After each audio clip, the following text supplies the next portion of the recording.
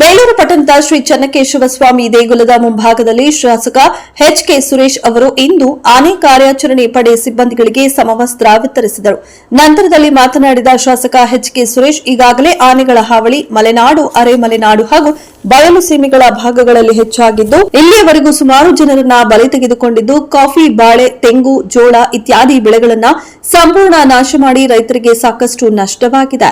ನಾವು ಕೂಡ ಸದನದಲ್ಲಿ ಆನೆಗಳನ್ನು ಶಾಶ್ವತವಾಗಿ ಸ್ಥಳಾಂತರ ಮಾಡಿಸುವಂತೆ ಹಲವಾರು ಬಾರಿ ಕೇಳಿಕೊಂಡಿದ್ದರೂ ಕೂಡ ಸರ್ಕಾರ ಇದರ ಬಗ್ಗೆ ತಲೆಕೆಡಿಸಿಕೊಳ್ಳುತ್ತಿಲ್ಲ. ಬಜೆಟ್ನಲ್ಲಿ ಆನೆಗಳ ನಿಯಂತ್ರಣಕ್ಕೆ ರೈಲ್ವೆ ಕಾರಿಡಾರ್ಗೆ ಮಾತ್ರ ಹಣ ಕೊಟ್ಟಿದ್ದಾರೆ. ಇನ್ನುಳಿದಂತೆ ಕೇವಲ ಕಣ್ಣೊರೆಸುವ ತಂತ್ರ ಮಾಡುತ್ತಿರುವುದು ಮೇಲ್ನೋಟಕ್ಕೆ ಕಂಡುಬಂದಿದೆ. ಆನೆ ಮತ್ತು ಮಾನವನ ಸಂಘರ್ಷಗಳು ದಿನದಿಂದ ದಿನಕ್ಕೆ ಹೆಚ್ಚುತ್ತಿದೆ. ಕಾಫಿ ಬೆಳೆಗಾರರು, ರೈತ ಸಂಘ ಸಂಸ್ಥೆಗಳ ಹೋರಾಟದ ಫಲವಾಗಿ ಸಚಿವರಾದ ಈಶ್ವರ ಖಂಡ್ರೆ ಅವರು ತಾಲೂಕಿಗೆ ಭೇಟಿ ಕೊಟ್ಟು ಸಭೆಯನ್ನ ನಡೆಸಿದ್ದರು. ಅದರಂತೆ ನಾನು ಕೂಡ ಅವರಿಗೆ ಸಂಪೂರ್ಣ ಮಾಹಿತಿಯನ್ನ ನೀಡಿದ್ದು, ಆನೆಗಳಿಂದ ಆದ ಸಮಸ್ಯೆಗಳನ್ನು ಅವರಿಗೆ ಮನದಟ್ಟು ಮಾಡಿದ್ದೇನೆ ಹಾಗೂ ಮುಖ್ಯಮಂತ್ರಿಗಳಿಗೆ ಗಮನಕ್ಕೂ ತಂದಿದ್ದೇನೆ. ಇಲ್ಲೊಂದು ಆನೆಧಾಮ ಮಾಡಲು ಸುಮಾರು 500 ಕೋಟಿ ರೂಪಾಯಿ ಬಜೆಟ್ನಲ್ಲಿ ಮೀಸಲು ಇಡುವಂತೆ ಕೇಳಿಕೊಂಡಿದ್ದವು. ಆದರೆ ಸರ್ಕಾರದ ಹತ್ತಿರ ಹಣ ಇದೆಯೋ ಇಲ್ಲವೋ ಗೊತ್ತಿಲ್ಲ. ಆನೆ ಕಾರಿಡಾರ್ಗೆ ರೈಲ್ವೆ ಬ್ಯಾರಿಕೇಡ್ ಮಾಡಲು ಕೇವಲ 40 ಕೋಟಿ ರೂಪಾಯಿ ಬಜೆಟ್ನಲ್ಲಿ ಕೊಟ್ಟಿದ್ದಾರೆ ಎಂದು ವಿಷಾದ ವ್ಯಕ್ತಪಡಿಸಿದರು. ಏನು ಆನೆ ಕಾರ್ಯಪಡೆಯನ್ನು ಮಾಡತಕ್ಕಂಥವ್ರಿಗೆ ಸಮವಸ್ತ್ರವನ್ನು ವಿತರಣೆ ಮಾಡತಕ್ಕಂಥ ಈ ಒಂದು ಕಾರ್ಯಕ್ರಮವನ್ನು ವಿಶ್ವವಿಖ್ಯಾತ ಆಗಿರ್ತಕ್ಕಂಥ ಬೇಲೂರಿನ ಚನ್ನಕೇಶವ ದೇವಸ್ಥಾನದ ಮುಂಭಾಗದಲ್ಲಿ ಮಾಡ್ತಾ ಇದ್ದೀವಿ. ಅಂದರೆ ಭಗವಂತನನ್ನು ಪ್ರಾರ್ಥನೆಯನ್ನು ಮಾಡ್ತಾ ಇದ್ದೀವಿ. ಸಮವಸ್ತ್ರ ವಿತರಣೆ ಜೊತೆಯಲ್ಲಿ ರಕ್ಷಣೆ ಅವ್ರಿಗೂ ಆಗಬೇಕು. ಸಾರ್ವಜನಿಕವಾಗಿ ಇವತ್ತು ಏನು ರೈತರು, ಕಾಫಿ ಪ್ಲಾಂಟರ್ಗಳು, ಕಾರ್ಮಿಕರಿಗೆ ಆಗ್ತಕ್ಕಂಥ ಅನ್ಯಾಯವನ್ನು ಸಹ ಅಂತಿಮವಾಗಿ ಭಗವಂತ ಆನೆ ಜೊತೆಯಲ್ಲಿ ಒಡನಾಟ ಮಾಡಿ ಅದಕ್ಕೆ ಸ್ಥಗಿತವನ್ನು ಮಾಡಬೇಕು ಅಂತಕ್ಕಂಥದ್ದನ್ನು ಭಗವಂತನಲ್ಲಿ ಪ್ರಾರ್ಥನೆಯನ್ನು ಮಾಡ್ತಾಯಿದ್ದೀವಿ.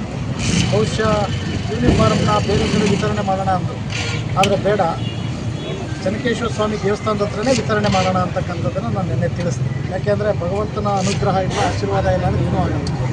ಇವತ್ತು ತಮಗೆಲ್ಲ ಗೊತ್ತಿದ್ದಂಗೆ ಕಳೆದ ವರ್ಷದಿಂದ 77ನೇ ಸಾವನ್ನು ನಾವು ಇಲ್ಲಿ ಅನುಭವಿಸಿದ್ವಿ.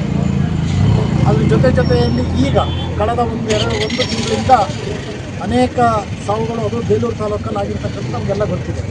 ಹಾಗಾಗಿ ಅಂತಿಮವಾಗಿ ಏನು ಕಾಫಿ ಬೆಳೆಗಾರರಿರ್ಬೋದು, ರೈತರಿರ್ಬೋದು, ಕಾರ್ಮಿಕರಿರ್ಬೋದು, ಅವರ ಹೋರಾಟದ ಫಲವಾಗಿ ಮಾನ್ಯ ಸಚಿವರು ಮೊನ್ನೆ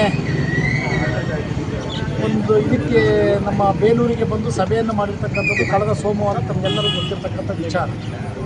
ನಾವು ಅಲ್ಲಿ ಮನವಿಯನ್ನು ಮಾಡಿದ್ವಿ, ಮಾನ್ಯ ಸಚಿವರಿಗೆ ಮನವಿಯನ್ನು ಮಾಡಿದ್ದು, ಮಾನ್ಯ ಮುಖ್ಯಮಂತ್ರಿಗಳಿಗೆ ಮನವಿಯನ್ನು ಮಾಡಿದ್ದು, ಸರ್ಕಾರಕ್ಕೆ ಮನವಿಯನ್ನು ಮಾಡಿದ್ವಿ.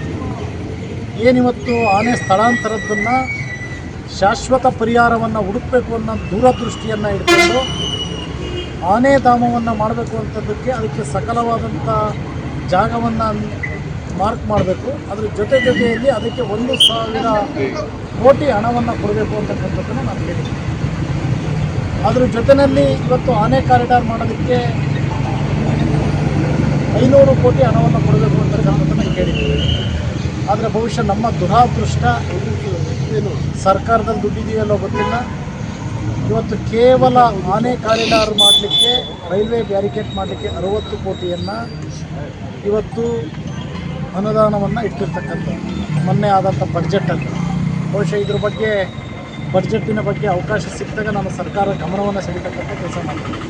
ಅದ್ರ ಜೊತೆಯಲ್ಲಿ ಇವತ್ತು ಏನು ಆನೆ ಧಾಮವನ್ನು ಮಾಡಬೇಕು ಅಂತಕ್ಕಂಥದ್ದು ಈ ಭಾಗದ ಚಿಕ್ಕಮಗಳೂರು, ಹಾಸನ ಮತ್ತು ಕೊಡಗು ಜಿಲ್ಲೆಯ 3 ಜಿಲ್ಲೆಯ ಕಾಫಿ ಪ್ಲಾಂಟರ್ಸ್ಗಳು, ಕಾರ್ಮಿಕರು, ರೈತರು ಇವತ್ತು ಹಗಲು ರಾತ್ರಿ ಜೀವನದ ಜಿಗುಪ್ಸೆನಲ್ಲಿ ಬದುಕ್ತಕ್ಕಂಥವ್ರ ಇದಕ್ಕೆ ಕೇವಲ 20 ಕೋಟಿಯನ್ನು ಮಾತ್ರ ಸೀಮಿತ ಮಾಡಿದರೆ. 500 ಕೋಟಿ ಕೇಳಿದ್ದಕ್ಕೆ 20 ಕೋಟಿಯನ್ನು ಕೊಟ್ಟಿದ್ದಾರೆ. ಬಹುಶಃ ಹಲವಾರು ಬಾರಿ ಮನವಿಯನ್ನು ಮಾಡಿದ್ದೀವಿ. ಈ ಒಂದು ಸಂಘರ್ಷಕ್ಕೆ, ಏನು ಮಾನವ ಮತ್ತು ಪ್ರಾಣಿಯ ಸಂಘರ್ಷಕ್ಕೆ. ಎಲ್ರಿಗೂ ನಮಸ್ಕಾರ. ಈ ದಿನ ನಾವು ಮಾನ್ಯ ಶಾಸಕರ ಅಧ್ಯಕ್ಷತೆಯಲ್ಲಿ ಹಾಗೂ ಅವರ ಉಪಸ್ಥಿತಿಯಲ್ಲಿ ಆನೆ ಕಾರ್ಯಪಡೆಯಲ್ಲಿ ಕರ್ತವ್ಯ ನಿರ್ವಹಿಸುತ್ತಿರುವಂತಹ ಸಿಬ್ಬಂದಿಗಳಿಗೆ ಸಮವಸ್ತ್ರ ವಿತರಣೆ ಕಾರ್ಯಕ್ರಮವನ್ನು ಹಮ್ಮಿಕೊಂಡಿದ್ದೀವಿ. ಈ ಸಮವಸ್ತ್ರ ವಿತರಣೆಗಾಗಿ ಆಗಮಿಸಿರುವಂತಹ ಮಾನ್ಯ ಶಾಸಕರಿಗೆ ಸ್ವಾಗತವನ್ನು ಕೋರ್ತೇನೆ.